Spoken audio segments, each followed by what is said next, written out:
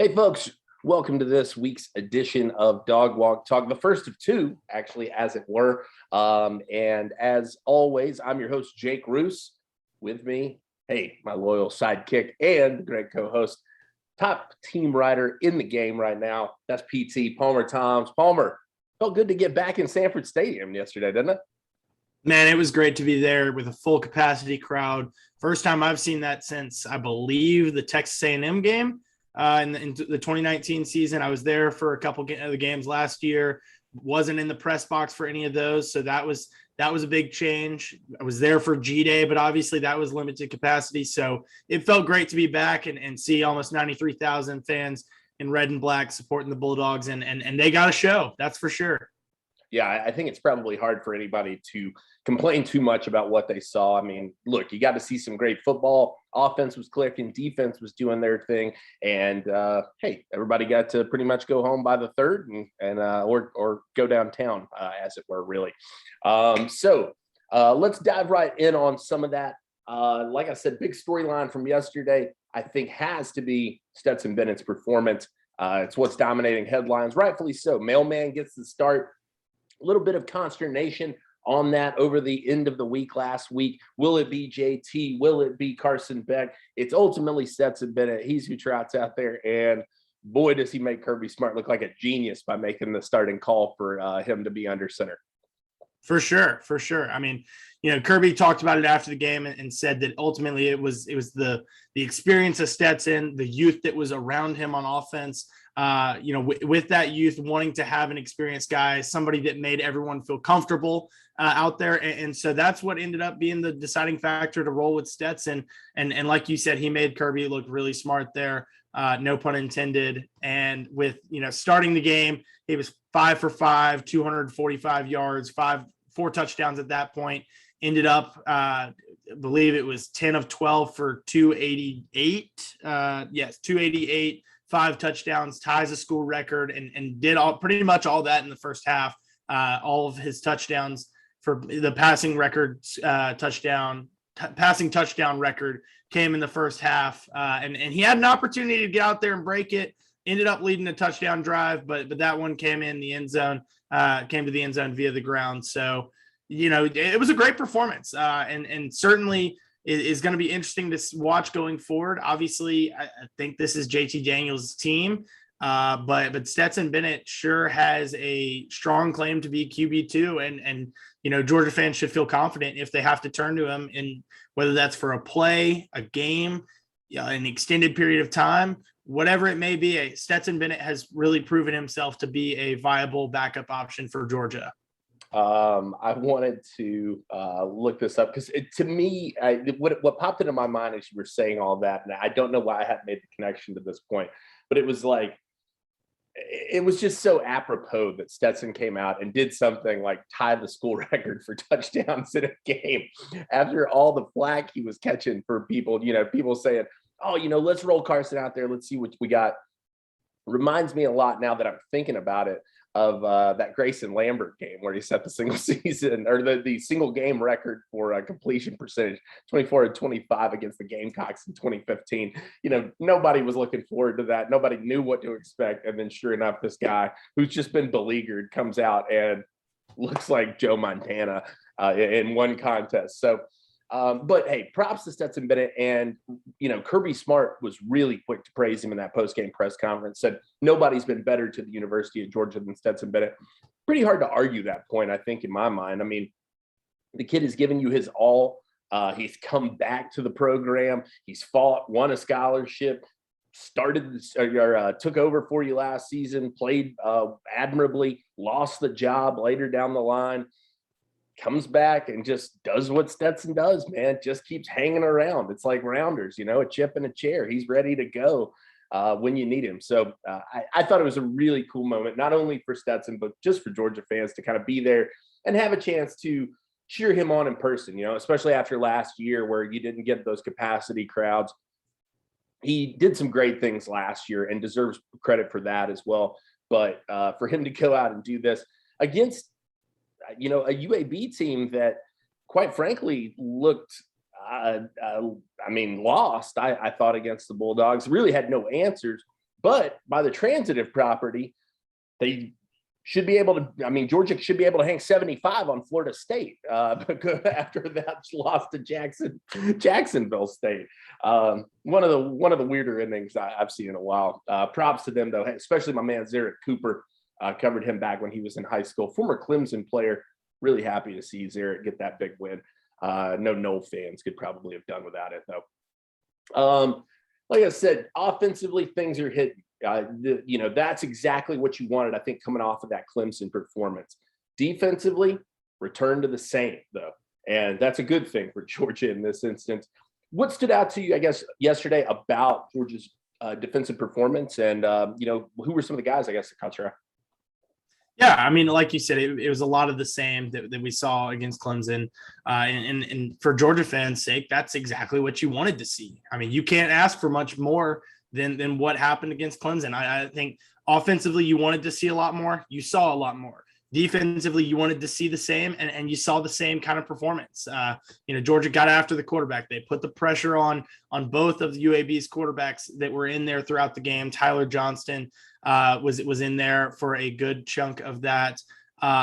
So, one guy that really stood out to me was Nazir Stackhouse.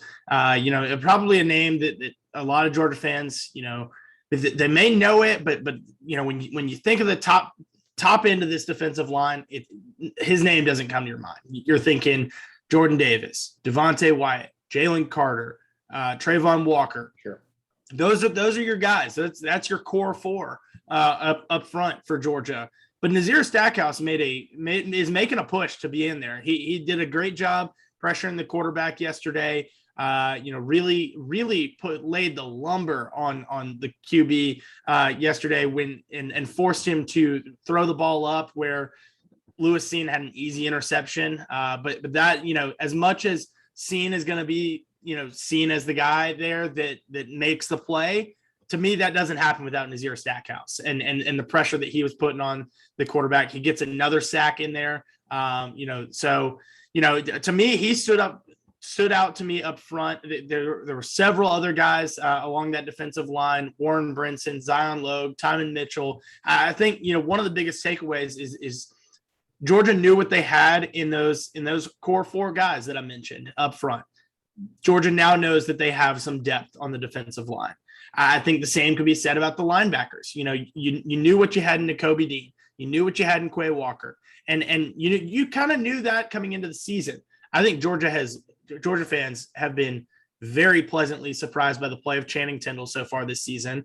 I mean, through 2 games, to me, he is, making a case for defensive MVP, just the way that he is, and the way that he is all over the field. He is constantly making plays, tracking down the ball, making great reads. He is a guy that is going to test out of this world at the combine with his speed. So, I think he's going to make a great pro player. But outside of those guys, you're now learning that you've got more guys behind them. You saw Jamon Dumas Johnson with an interception, a pick 6 on his first or second college play, his first drive, that's for sure.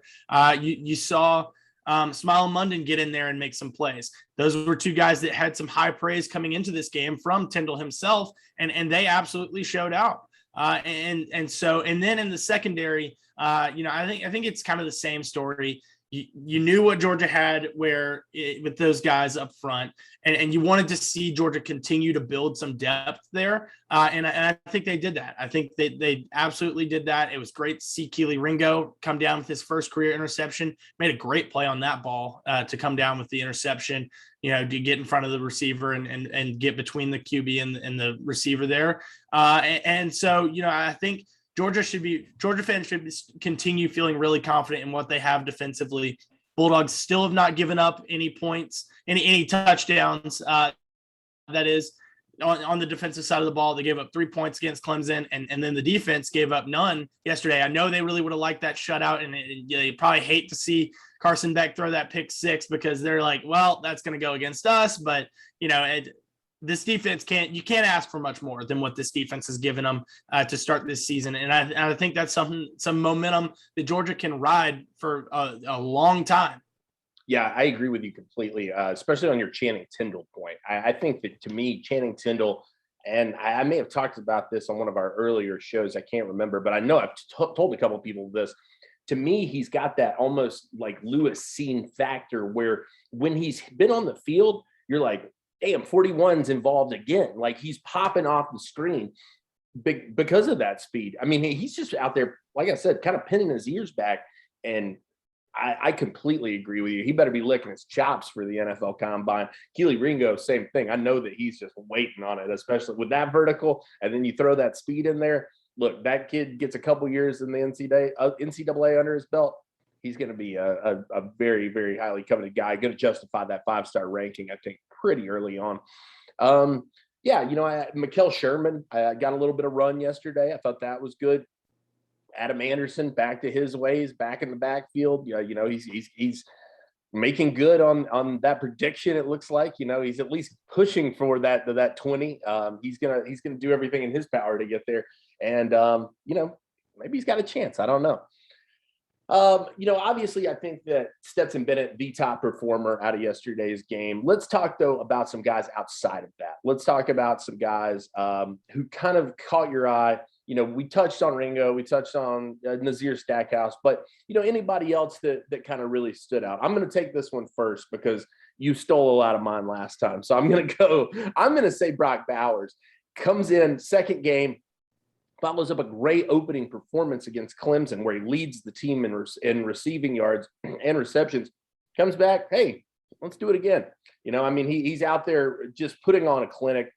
Hits that one. What was that? 87, I think he took that one. 89. 89. He had a year in there that I did not know that Brock Bowers had. I knew Brock Bowers was fast. I did not know Brock Bowers was that fast. And he's in there bobbing and weaving. Look, it's going to change the dynamic of the tight end room when Darnell Washington's healthy. There's no question about that in my mind. That's going to change probably the dynamic of the Georgia offense because he's a bull moose out there playing tight end. So that is going to have no effect on Brock Bowers. I think the kid has solidified himself as a blanket for these quarterbacks. They know that they can go to this guy. They know they can turn to him. They know they can rely on him. Huge credit to Brock. I think that he's going to play a big role in this offense going forward the rest of the year, regardless of who else is competing with him at that tight end spot. He's too talented to keep off the field, and I think he's proven that already. Anybody else who caught your eye, Palmer? Well, I might have stolen yours last time, but you stole mine here today. Some high praise from Kirby Smart after the game about Brock Bowers and the kind of weapon that he is, the kind of weapon that he can continue to be, and kind of told a story about his recruitment. I'm planning on a piece for later tonight. It's coming out as after we record this podcast. I'm getting straight to work on it. There was some high praise there for Bowers, and also some comments that kind of raised your eyes and said, hey, Georgia wants to continue finding guys like Brock Bowers. There's some tight ends out there that they think that can continue doing continue. Oscar exactly. Exactly. That is the first thing that came to mind for me too. Yep. And it felt like, as Delp was on his visit to Clemson, Kirby Smart was speaking to him in that press conference. Yeah. And so, but looking at the game, I'll go another direction here, and I'm going to go with Jermaine Burton. It's the guy that I kind of picked as my bold prediction. Give him his flowers, folks. Give him his flowers. If he read the bold predictions this week, my man Palmer Times comes out and says Jermaine Burton, not going to look like last week. He's coming out, hey, first play of the game. I think that's about as good as you could ask for. I texted you as soon as it happened. I said, hey, good, nice bold prediction there. I was waiting on the text, and I'm glad that it came. But I felt like it was. And if you listen to Stetson Bennett after the game, that was a huge play, not only for Georgia to get off to a good start, but it was really made Stetson feel a lot more comfortable. Stetson admitted he felt nervous coming into this game, which Kirby Smart said that he didn't really see that. And wouldn't have expected that, but that Stetson admitted he felt the pressure. He felt like, hey, these Georgia fans saw what I did last year. The last time, since they last saw me, JT has kind of stolen the show, and this has become his team. I have to play well to remind them, what I'm capable of doing. And he did that. And so, what started that was, and what really calmed him down, he said it. He said it really helps calming your nerves down when you got Jermaine Burton running down, the sidelines wide open for a touchdown on the second play of the game. And so, obviously the 73-yarder was a big one. He finished with 92, but I think just in terms of, getting Stetson comfortable, that I don't know that kind of performance happens if Georgia doesn't hit on a play early like that to get Stetson comfortable. And you felt it. You felt that, hey, this kid is, wake up. This is Stetson Bennett again. And that he was capable of doing something special. I don't know that any of us saw this special. His career high passing total, a school record for the passing touchdowns in a single game. But I don't know that happens without Jermaine Burton and that big play early on. So that was huge to get Stetson comfortable and get this Georgia offense rolling, because they had to emphasize explosiveness and they capitalized on it early. Yeah, absolutely. Absolutely. I thought also a very nice play by Arian Smith. Boy, howdy. I mean, that kid was just wandering around in the secondary by himself because he's just that fast. And you knew if he could get hit in stride, it was over. I mean, everybody did. I've got a couple pictures of it. They're a little bit blurry, but in the background, you can see JT's just throwing it up as soon as he can see it, because he knew what was coming. I mean, Georgia, I think yesterday you got a real feel for how much speed there is in this receiving room and with this receiver group. And I'm including the tight ends and Bowers in that group as well, because that can be a really dangerous unit, especially when they're clicking on all cylinders like they were against UAB, which, hey, I mean, there are people out there who believe that this was going to be Georgia's toughest test over the next 3 games. If that's the case, going to be a long day for the Gamecocks and the Commodores. I know that. All right. It's early on in the season here, Palmer, but I got a couple of over-unders I'm going to hit you with here. I'll chime in as well, but we'll go to you first on these. Adam Anderson off to a strong start when it comes to the sack category. A 2 on the year, I believe, if I'm not mistaken. 1 in Clemson, 1 yesterday. Georgia record 14 and a half set by Jarvis Jones. Over under Adam Anderson getting to 10. Or let's set the over under at 10. Which way are you going? You taking the over or the under? I thought you were going to come at me with the 14 and a half. Does he top the school record? I don't think he does, but I do think he tops the 10. I feel like if you look at what Azeez Ojulari was capable of doing in 9 games last year that he played in, 10, he did play in the bowl game and had a great performance there, added to his sack total there big time. I think if you look at what Azeez did in 10 games, you've got to think that Adam is capable of doing that in 12, in 13, 14, 15, however many Georgia ends up playing. I think Adam Anderson is certainly capable of getting to the quarterback. He's shown that he's capable of doing it. He's averaging a sack a game. And if you keep that up mathematically, he's going to get to that 10 total by November. And so I will say he does get 10. I don't think he records a sack in every game. I think there's probably a game in there or 2 that he gets shut out. But I think there's also a game in there or 2 that he, has multiple sacks. And so I think that I'll take the over on Adam Anderson 10 sacks. Yeah, I'll take the over. And I feel like he can push for the record. I really do. I think that he's got that capability. Jarvis was a bit of a Tasmanian devil, size-wise, comparatively to Adam Anderson. Adam's just so much taller and longer than Jarvis was. But, that speed that he's playing with, man, I mean, I feel like you would take a guy like Adam Anderson and he'd be playing with a little hand in the ground, kind of trying to push these guys off the edge. With him being able to stand up and kind of get that burst right off the jump, I think that he's got a real chance to push for it. That's just my opinion right now. We'll see. I've always thought that he was capable, and it looks like he's really taken a big step forward in his game, to get himself ready. Got to be catching a lot of eyes when it comes to the NFL, no doubt about it. All right. Last one here for the over-under. I'm setting this one at 1.5. And the category is Stetson Bennett starts. You taking the over or the under on Stetson Bennett starting another game and a half for Georgia? You going another game and a half? No. Let's not say 1.5 on the year. Yeah, 1.5 on the year. Okay. Another one starts on the year. Man, that's a tough one because does he get 2 more? I think he gets to 1 at least. So you think he gets one more start? I do think he gets one more start. I think that while they want to get JT back, I don't feel like there's probably a sense of urgency to do so. And there's especially seeing that performance yesterday. Exactly. And like I said, there's the belief out there that this UAB team was the best team they'll see over the course of this.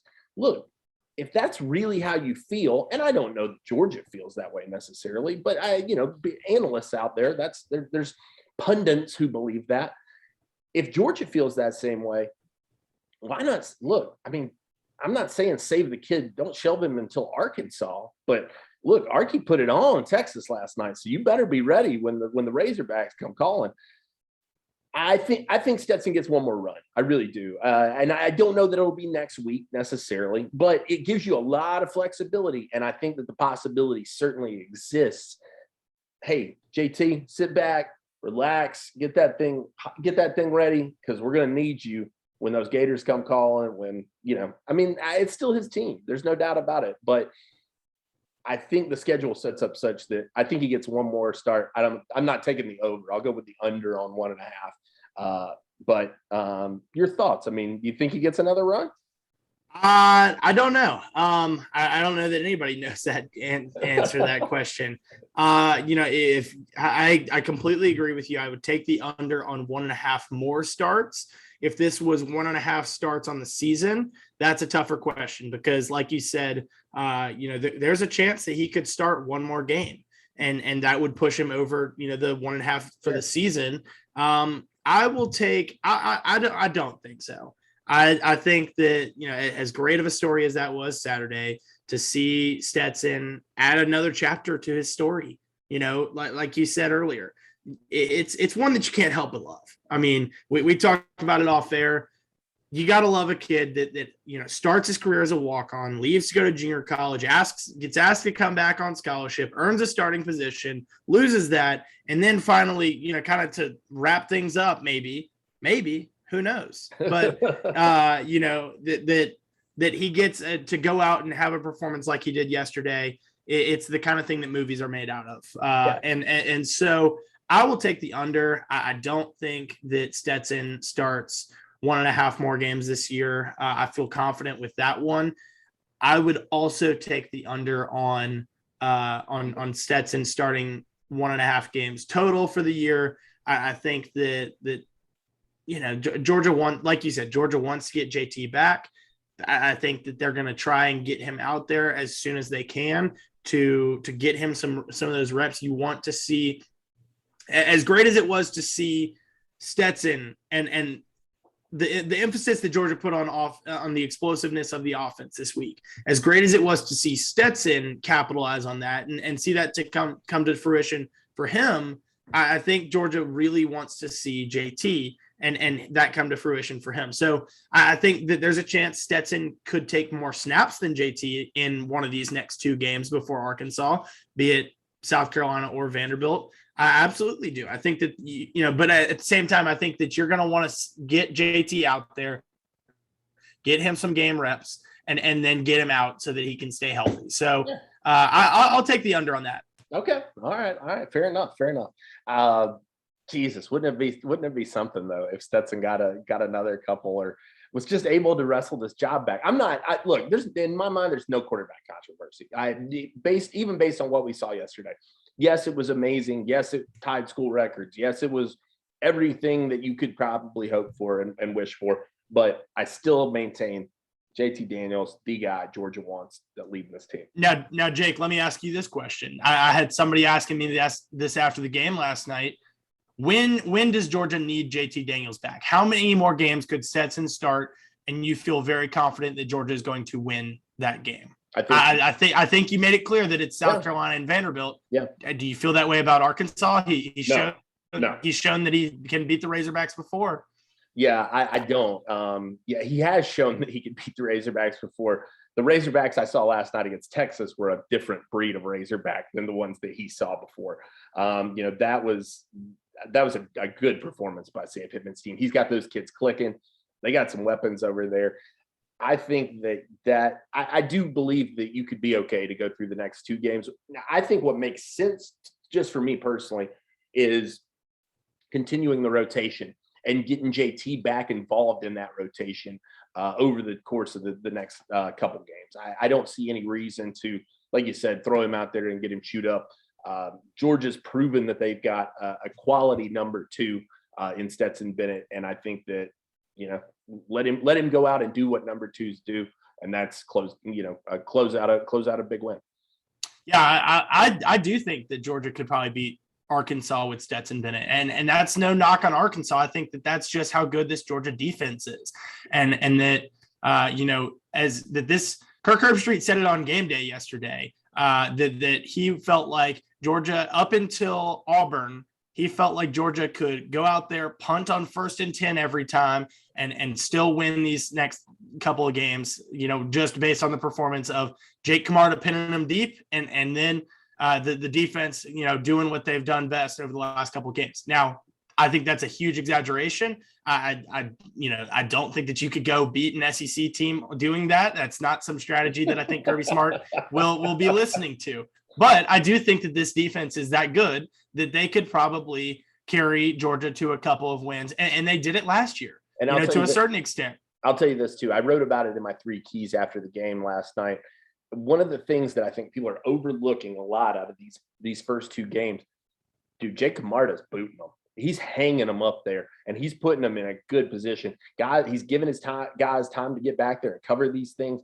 I mean, he looks midseason form with coming that straight out of the gate. I think that that's a huge help for Georgia. If there's an area of concern on the team, it's got to be Jack Podlesny missing these couple of chip shots early on in the year. But look, with the way the defense is playing, and if the offense plays like that yesterday, games aren't coming down to 3. I mean, that just is what it is. He's got to figure that out.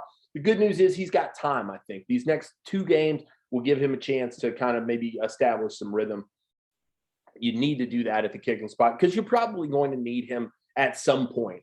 You always need a kicker at some point this season to come up with a clutch one or to kind of shift some momentum around. I don't see that being the case over the next 2 games, like I said, but a chance for him to do so.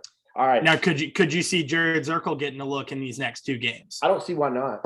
What's the harm in that? I mean, look, he was booting them yesterday in the pregame. I mean, that is what it is. That, the band's not playing. There's nobody rushing after you, but he was putting some back there. So, hey, why not? See what you got in the kid. Give him a realistic shake as well. I think that that's completely fair. You're better off having a bunch of specialists than not at all. I certainly believe that. All right.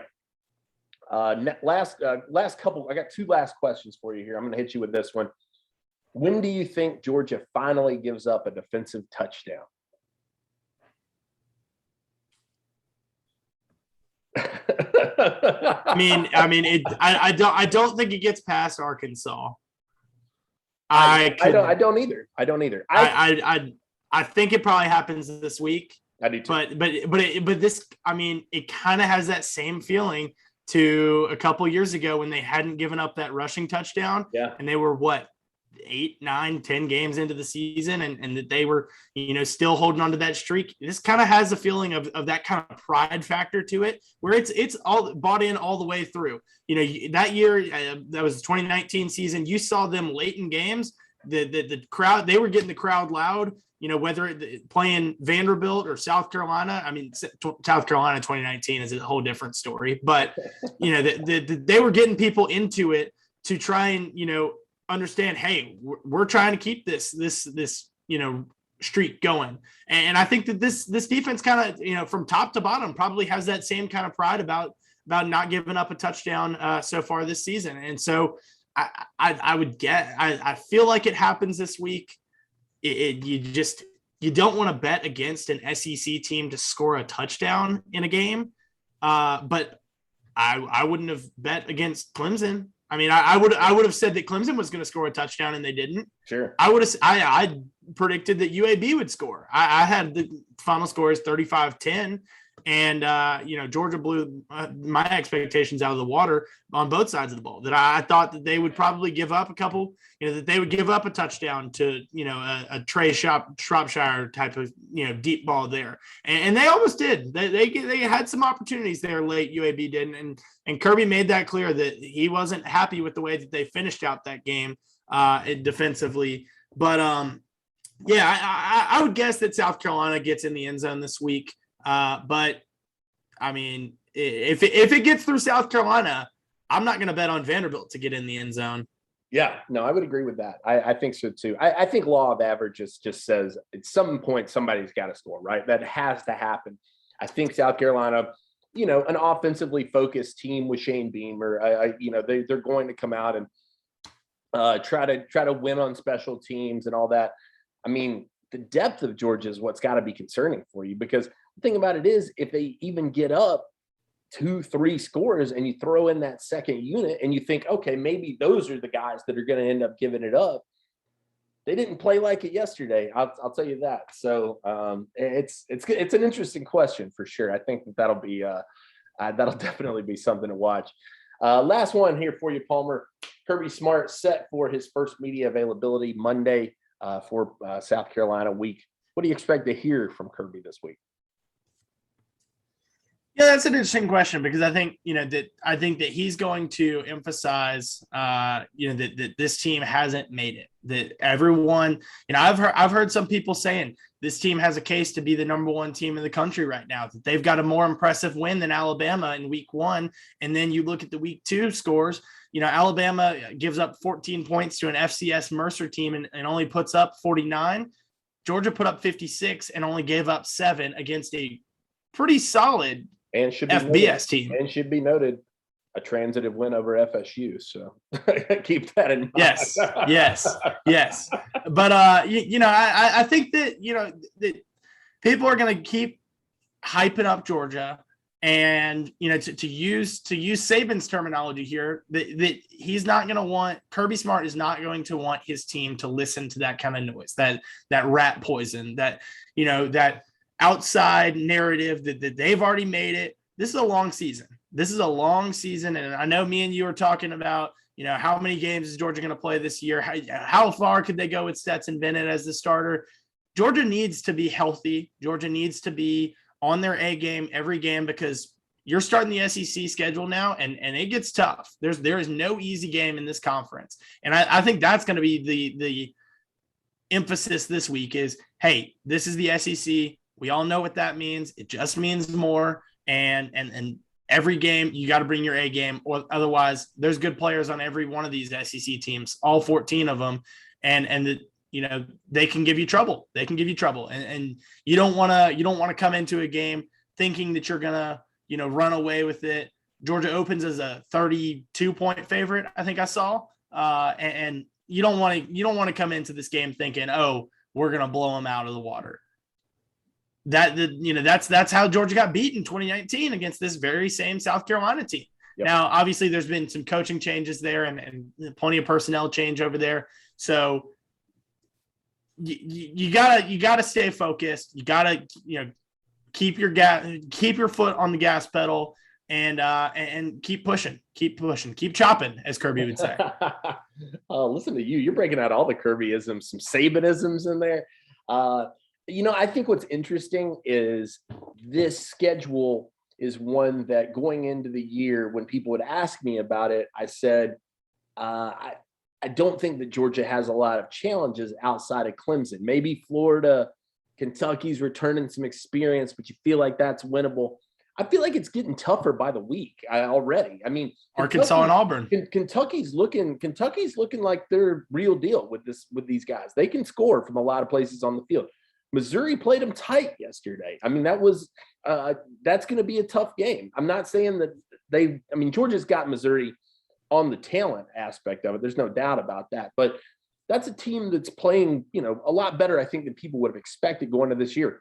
Arkansas is, yeah, I mean, they're dancing in the streets of Fayetteville. They'll probably build a statue of Sam Pittman just for beating Texas. And speaking of Pittman, you know that he's going to come into Athens with a lot of motivation to win that game. Oh, of course. So I think that the schedule is not to mention Auburn. Auburn has put up 60 points in their last 2 games to further add to your point there. Yeah.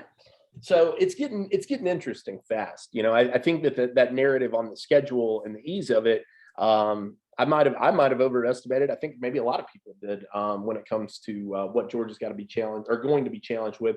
But overall, I think from Kirby, what you hear this week is we respect this team a lot. They play hard. We want to play with toughness, connection. What does he say? Durability, or I don't know. He's got like 8 buzzwords this year that he's just latched onto, and he just repeats them. But he's got obviously, I do think he's got a lot of respect for Shane Beamer. That guy knows well on his staff, and I think that they're not going to be overlooking these guys. They know the personnel they've got over there. They recruited some of these guys to an extent. I mean, it's not like when Spurrier was there and Georgia was going into recruiting battles with them. There's a talent differential here in Georgia, South Carolina this year, and it's pretty pronounced. I think that Shane's got his work cut out for him over there, in fact, when it comes to restoring that. But, I agree with you. Look, you got to start getting ready for this big SEC stretch coming up. And I think it kicks off with Arkansas. Like I said, you feel pretty comfortable about these next 2 games. It really kind of gets fired up with Arkansas. But, hey, look, none of these are a gimme. And every Georgia fan that I know is sitting out there going, are they going to have that trip-up game? Are they going to do it, And that's that narrative around Georgia until they don't. And so a lot of pressure. Now, Jake, we talked about some season-long questions here, and you mentioned that trip-up game. Where do you think that could be for Georgia? I think it's Kentucky. I really do. I think that they have a lot. That feels like right around the same time that they would have had that in the past. You get a couple weeks in, you're 4, 5, 6-0. Because I don't think Florida lost a lot of talent, but I wouldn't even consider that necessarily a trip up win. That's a pretty similarly talented team. That's a group. And Kirby has shown that he has his group ready to play that game pretty much every season. Absolutely. Last year, obviously Florida. I think Florida has a strong case to say that maybe they were more talented than Georgia last year. They were certainly more prepared for that game, and with the quarterback play and the way that played out, with Stetson getting hurt in that game and them having to turn to DeJuan Mathis, I think Florida had the better team last year. Yeah, no, I could totally see that. And, and Dan Mullen, say what you want about him. The guy knows his offense, and he's going to have those guys clicking. And now I don't know if it'll be Emory Jones or Anthony Richardson. It's looking like Richardson's really making a push for that spot. But I don't consider Florida necessarily a trip-up game. A loss to Kentucky, though, that's a trip-up. That's the kind of thing that you can't really have. I think Georgia can still get it done against Arkansas. I'm not as concerned about them. There's just something about the way that Kentucky's playing right now. And like I said, it's that experience factor for me. Plus, they've brought in this like new high-flying offense with that guy from the Rams that they brought in to be the OC.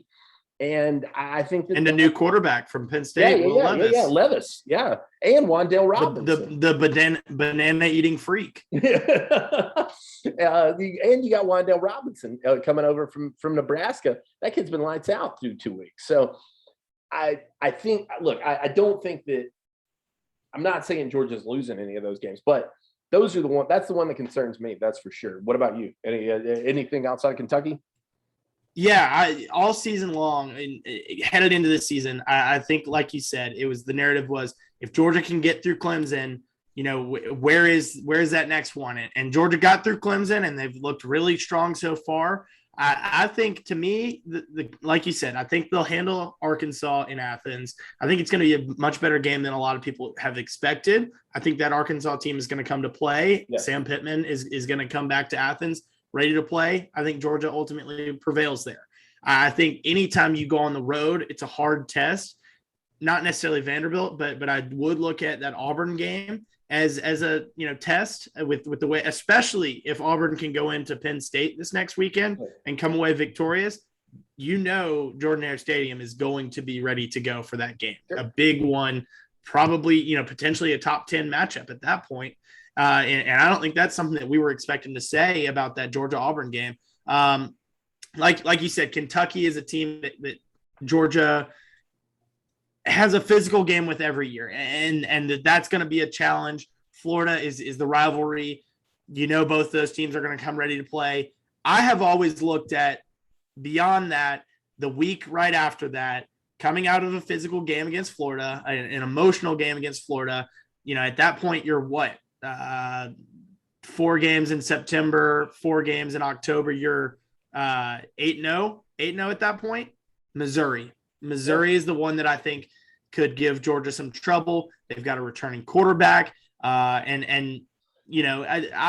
looked at that Missouri Kentucky game that was played last night. I looked at that as potentially a battle for second place in the East. That I think the winner of that game, and it happened to be Kentucky, could give Florida some trouble for second place in the East. And so, I think that Missouri team is one that I wouldn't look past. Boy, look at us over here, man. I mean, just burying them with Kentucky and Missouri over here. They haven't given up a defensive touchdown all year. The offense scored 56 on one of the best non-power 5 teams in America. Look, you can tell we've watched a lot of Georgia football. That's all I'll say about that. All right. So, all right. Like I said, big week ahead in terms of coverage. Dogs open the SEC schedule. Kirby Smart said to speak on Monday. I got a little special trip coming up this weekend. We'll tell you more about that later this week. That'll be something fun, I think, for everybody. And we'll be back with the preview show on Thursday night. But Palmer, great stuff today, brother. As always, appreciate you. For Palmer Toms and myself, Jake Roos, thank you guys so much for tuning in to Dawg Walk Talk, presented by Dogs HQ.